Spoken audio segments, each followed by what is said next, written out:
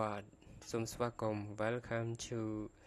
next video បាទអញ្ចឹងថ្ងៃនេះយើងសិក្សាអំពី get over បាទយើងបន្តពីវីដេអូមុនគឺ get បាទ get គឺយើងសិក្សាមិនទាន់ចប់ទេបាទពាក្យ get បាទ get over បាទ get over បាទget over ប្រែថាជាសះស្បើយពីជំងឺបាទឬក៏ការកាត់ចិត្តពីនរណាម្នាក់អញ្ចឹងយើងប្រើ get over បាទអញ្ចឹងយើងអានប្រយោគទាំងអស់គ្នា She finally get over her ex-boyfriend បាទប្រែថា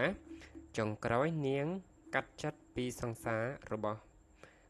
សង្សារចាស់បានហើយបាទអញ្ចឹងយើងអានម្ដងទៀត She finally get over her ex-boyfriend បាទសូមអានម្ដងទៀត She finally get over her ex-boyfriend បាទ She finally get over her ex-boyfriend បាទអញ្ចឹងប្រែថាចុងក្រោយនាងបានកាត់ចិត្តពីសង្សារចាស់របស់នាងបានហើយបាទហ្នឹងគឺទទល់នឹងពាក្យ get over បាទ get over បាទអញ្ចឹងយើងមើល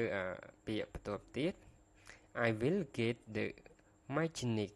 to fix my car បាទ get ត្រង់នេះគឺប្រែថាយើងពឹងនរណាម្នាក់ឲ្យធ្វើអ្វីមួយឬក៏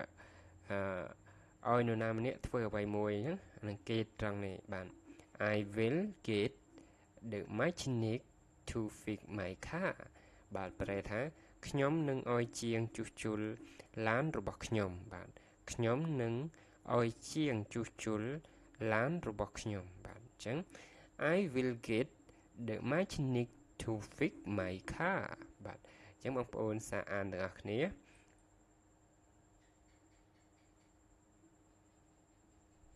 បាទម្ដងទៀត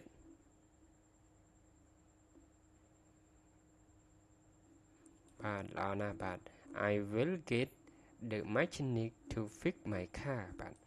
បាទវីដេអូយើងគឺបញ្ចប់ត្រឹមនេះបាទសូមអរគុណយើងនឹងសិក្សាពាក្យ get នៅវីដេអូបន្តទៀតបាទ